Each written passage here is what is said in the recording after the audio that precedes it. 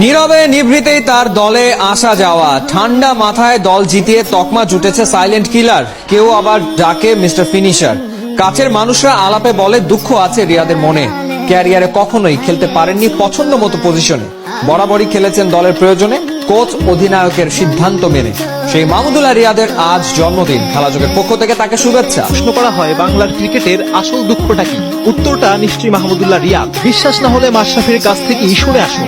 রিয়াদ এমন একটা প্লেয়ার যে যদি নাম্বার 4, 5, 6 এ ব্যাটিং করার সুযোগ পেতো, ওর স্ট্যাটসও কিন্তু আজকে অন্যরকম হতো।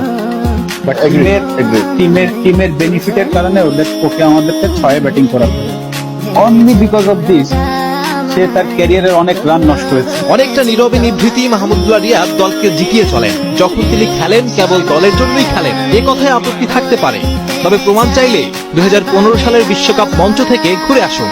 ওই বিশ্বকাপের আগে মাহমুদুল্লাহ খেলে ফেলেছিলেন 110টা ম্যাচ, কিন্তু কোনো সেঞ্চুরি ছিল না নামের পাশে। সেইবার প্রথম 4 নম্বরে ব্যাট করতে নেমে 103 রানের একটা লম্বা ইনিংস খেলে ফেললেন এডিলেইডে ইংল্যান্ডের বিপক্ষে, যে পজিশনে মাহমুদুল্লাহ রিয়াদের খেলা হয়নি এতদিন। দল জিতলো, পথটাও খুলে গেল। পরের ম্যাচে হ্যামিল্টন এবার করলেন 128 রান। তার ব্যাক টু ব্যাক সেঞ্চুরির নৈপুণ্যে সেবার বাংলাদেশ খেলেছিল কোয়ার্টার ফাইনালে।